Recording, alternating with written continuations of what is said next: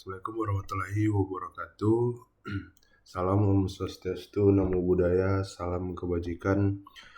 Sebelumnya perkenalkan Bapak dosen, juga teman-teman yang melihat video ini.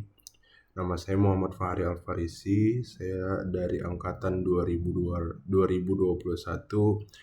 Prodi Teknik Mesin Universitas Borneo Tarakan.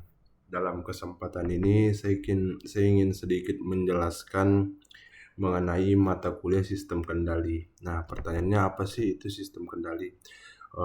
Sekedar informasi, jadi sistem kendali itu merupakan suatu sistem yang digunakan untuk seperti mengatur atau mengarahkan atau mengendalikan proses dalam mesin, khususnya industri. Nah, simpelnya seperti itu. Mungkin langsung aja masuk ke poin yang pertama, yaitu pembuatan model matematika dari suatu sistem fisik. Nah, model matematika merupakan representasi matematis dari suatu sistem fisik yang memungkinkan kita untuk menganalisis dan memprediksi perilaku sistem tersebut. Nah, kita bisa lihat di sini adalah contoh dari model matematika dalam bentuk persamaan diferensial, di mana M-nya ini merupakan massa dan C-nya ini merupakan koefisien redaman dan F-nya ini merupakan gaya eksternal dan X ini biasanya disebut posisi. Kemudian di poin yang selanjutnya yaitu fungsi alih. Seperti yang kita ketahui bahwa fungsi alih ini merupakan sistem dalam domain Laplace yang memudahkan kita untuk menganalisis atau mendesain suatu sistem kendali. Nah, biasanya sistem kendali ini sangat berguna teman-teman untuk menganalisis suatu kestabilan sistem atau merancang controller yang sesuai pada suatu sistem. Jadi fungsi alih ini sangat berguna untuk hal tersebut. Nah, berikut contoh fungsi alih pada sistem massa pegas damper, di mana S-nya ini merupakan variabel Laplace dari fungsi alih tersebut. Fungsi alih ini biasanya diperoleh dengan mentransformasikan persamaan diferensial dari domain waktu ke domain Laplace. Dan di poin yang selanjutnya yaitu kita masuk pada diagram blok. Apa sih diagram blok?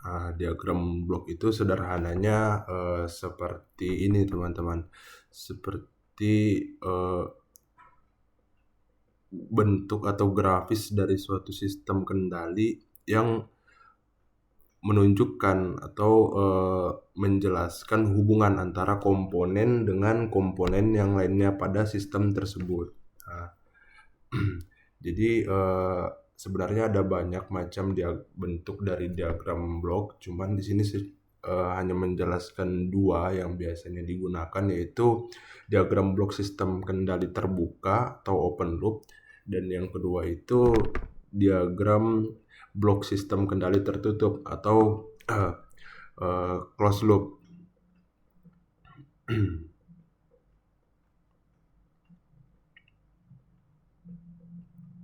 Di sini kita bisa lihat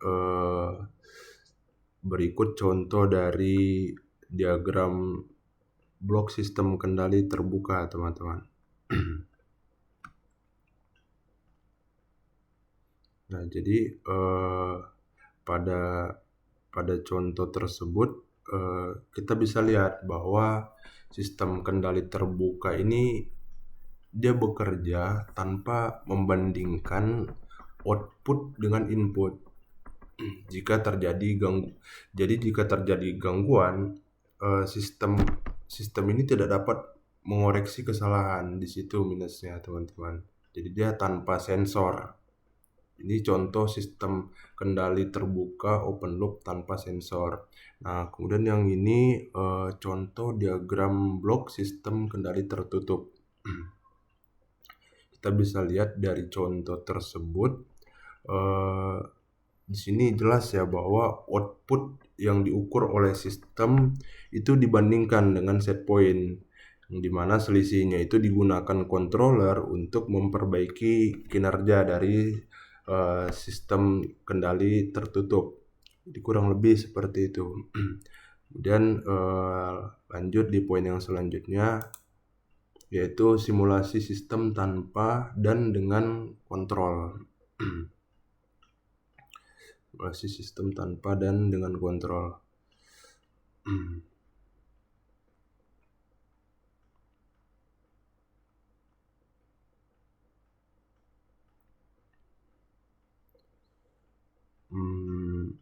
Dari gambar tersebut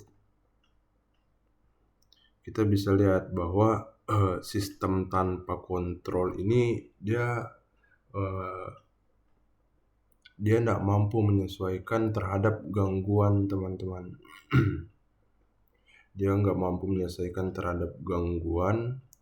Kemudian outputnya itu hanya bergantung pada input awal. Jadi dia tidak mampu mengoreksi kesalahan, sederhananya seperti itu. Jadi dari contoh ini kita bisa lihat bahwa sistem yang dijalankan itu benar-benar tanpa feedback, kurang lebih seperti itu. Kemudian di contoh yang berikutnya, pada sistem dengan kontrol atau closed loop, kita bisa lihat bahwa sistem ini dia menggunakan feedback. Maksudnya dia menggunakan sensor yang mendapatkan feedback gitu. Jadi outputnya itu mendekati pada nilai referensi. Misalnya seperti controllernya ini, PID-nya ini dapat memperbaiki error. Terus responnya biasanya lebih cepat, sistemnya lebih stabil. Berbeda dengan sistem tanpa kontrol, dia biasanya responnya lambat, terus tidak tahan terhadap gangguan. Jadi kurang lebih seperti itu, teman-teman. Kemudian lanjut di poin yang selanjutnya, yaitu analisis hasil simulasi.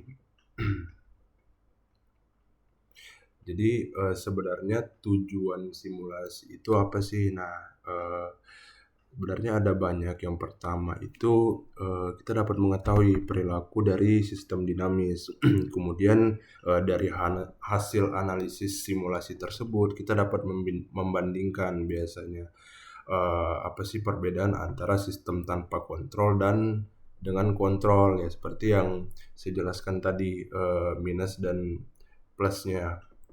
Kemudian biasanya hasil analisis ini kita dapat mengetahui pengaruh kontrol terhadap stabilitas, juga seperti respon sistem. Jadi kita bisa baca sistem tanpa kontrol tidak mampu menyesuaikan terhadap gangguan. Kemudian sistem dengan kontrol mampu memperbaiki kesalahan secara otomatis. Kontrol dapat meningkatkan akurasi, kestabilan, dan performa sistem. Jadi kurang lebih seperti itu, teman-teman, hasil dari analisis simulasi antara kontrol dan tanpa kontrol. Mungkin itu saja yang dapat saya jelaskan, kurang lebihnya mohon maaf karena saya juga masih perlu banyak belajar. Wabillahi taufiq wal hidayah. Wassalamualaikum warahmatullahi wabarakatuh.